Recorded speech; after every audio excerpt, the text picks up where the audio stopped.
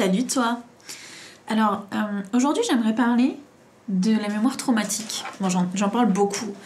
Euh, mais en fait, j'aimerais te montrer exactement comment ça marche et pourquoi aujourd'hui ta mémoire traumatique t'empêche de comprendre quels sont tes blocages et pourquoi ils deviennent inconscients à cause de ces traumas, à cause de ces événements qui te sont arrivés et des histoires que tu te racontes. Encore une fois, c'est un truc que je dis beaucoup de fois, histoires que tu te racontes, mais il y a vraiment rien de négatif là-dedans. Et j'essaie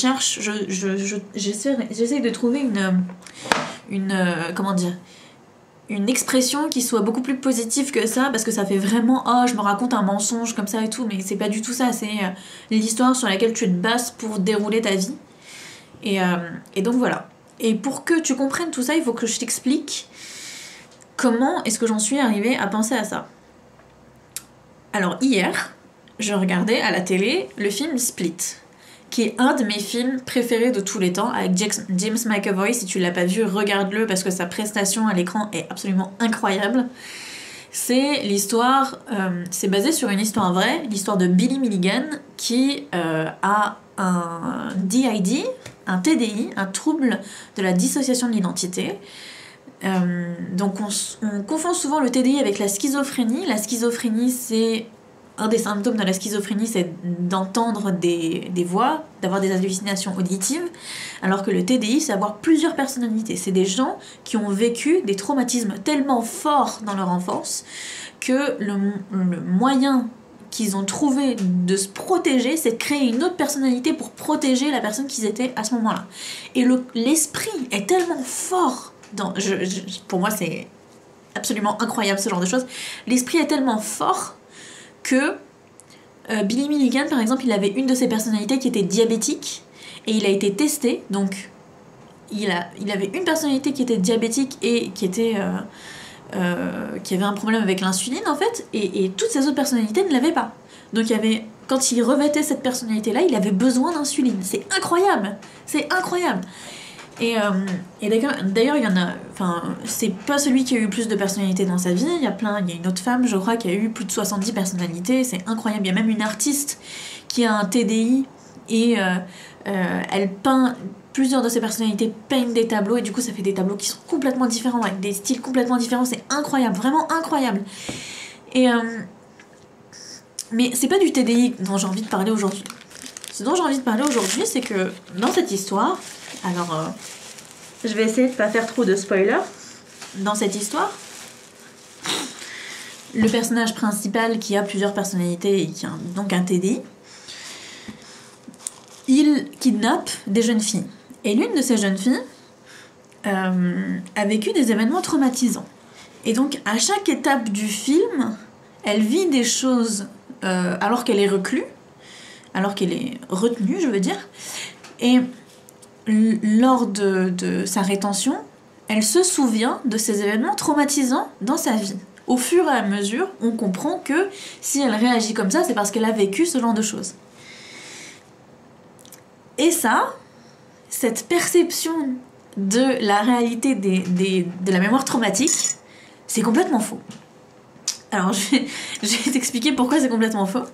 Parce qu'un trauma, c'est une réaction, ça provoque une réaction chimique dans le cerveau. Donc, normalement, quand on est face à une émotion extrêmement forte, il y a une réponse qui s'appelle la fight or flight response, donc la combat ou fuir, combattre ou fuir. Quand on est face à ce genre d'événements traumatisants, on s'enfuit. Et du coup, la réaction dans le cerveau, c'est je suis face à une émotion, à un événement traumatisant, à une émotion extrêmement forte. Donc mon cerveau, il relâche une hormone qui s'appelle le cortisol. Le cortisol, voilà. Et du coup, quand je m'en vais très très loin ou je me bats, je relâche une décharge d'adrénaline qui coupe le circuit de la cortisol et du coup, je me sens mieux après. Le problème quand on est retenu, quand on est maltraité, donc dans le cas par exemple d'une agression sexuelle, on a peur pour sa vie. Dans le cas de maltraitance de nos parents ou de ton conjoint ou ta conjointe, tu ne peux pas répondre parce que la personne qui te maltraite, c'est quelqu'un qui t'aime. Du coup, tu développes un syndrome de Stockholm qui fait que tu as l'impression que cette agression, cette maltraitance, c'est quelque chose que tu as mérité. Que oui, on te dit je te punis parce que tu te sens comme ça, etc. Enfin, parce que tu as fait ceci, parce que tu as fait cela, etc., etc. Et du coup, tu ne réagis pas à cette émotion forte. Donc qu'est-ce qui se passe dans ton cerveau? Le cortisol va être libéré en très grande quantité. Le problème étant que le cortisol, c'est un neurotoxique. Donc ça détruit une partie de ton cerveau. Donc qu'est-ce qui se passe à ce moment-là? Il y a plein de symptômes qui peuvent arriver. Le premier, c'est la sidération. La sidération, c'est quoi? C'est une partie de ton cerveau qui s'appelle l'aire de Broca qui se ferme. Et cette aire de Broca, elle contrôle la parole. Donc c'est pour ça que les victimes d'agressions sexuelles ont énormément de mal à parler de cette agression, parce que la plupart du temps, c'est trop dur, parce que le cerveau est fermé à ce moment-là. Donc c'est pas possible. Comme l'émotion est très très forte, et qu'on n'est pas du tout en sécurité, et que c'est très difficile d'exprimer ses émotions quand on est maltraité, agressé, ou ce genre de choses, eh bien, il y a un autre symptôme qui peut arriver, et qui m'est arrivé à moi, et qui arrive à beaucoup de victimes d'agression, c'est le refoulement, le retour du refoulé. Donc c'est des gens, donc c'est ce qui m'est arrivé à moi personnellement, le souvenir traumatique, il est refoulé complètement, on s'en souvient pas du tout, et puis un jour, quand on est complètement en sécurité, là on s'en souvient. Donc c'est pour ça que c'est très compliqué en fait dans Split de voir que la fille, elle réagit pas comme ça parce qu'elle se souvient que quand elle était petite, il lui arrivait des trucs. C'est très peu probable, en fait. Donc, il y a ça. Et en plus, donc du coup, ça fait plein de blocages inconscients. Et en parlant de blocage inconscient, comme c'est inconscient, du coup, on se souvient d'absolument rien. Et même si on se souvient de ce qui nous est arrivé, on fait pas forcément le lien entre ce qui nous est arrivé et la situation actuelle, et pourquoi on se sabote, et pourquoi on n'arrive pas à atteindre nos objectifs, et pourquoi on a peur, on n'est pas en sécurité, on se sent pas bien, etc., etc.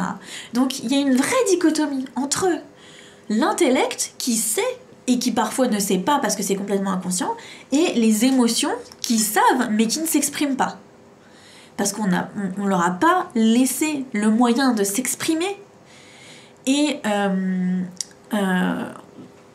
quand elles s'expriment, c'est quand on se sent enfin en sécurité, on est enfin en sécurité. Donc il y a aussi ce paradoxe qui est incroyable et qui est trop génial dans le cerveau, c'est que le jour où tu peux enfin exprimer tes émotions, et le jour où tu as enfin mal, et le jour où les émotions négatives s'expriment enfin, c'est quand tu es le plus en sécurité. Donc si tu me regardes et que tu as des traumatismes, des blessures, des blocages inconscients aujourd'hui, ben si ils se libèrent aujourd'hui, c'est parce que tu es particulièrement en sécurité. Donc bravo à toi d'avoir pu te sortir de ta situation traumatique pour enfin pouvoir exprimer tes émotions de manière safe.